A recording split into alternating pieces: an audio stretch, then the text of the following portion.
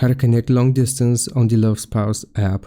Here's how it works. First, both of you will need to have the Love Spouse app installed and you will need to have created accounts.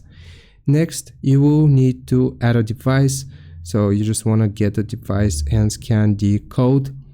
And once you have the device set up, click on your profile icon in the bottom right corner and then copy this ID here where it says ID and some numbers.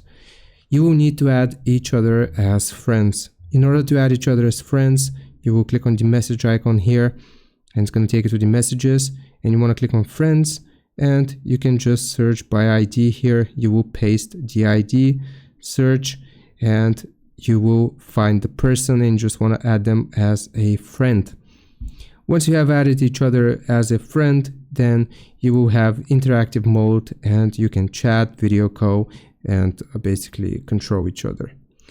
I hope this helps. Leave a like and subscribe, and I'll see you next time.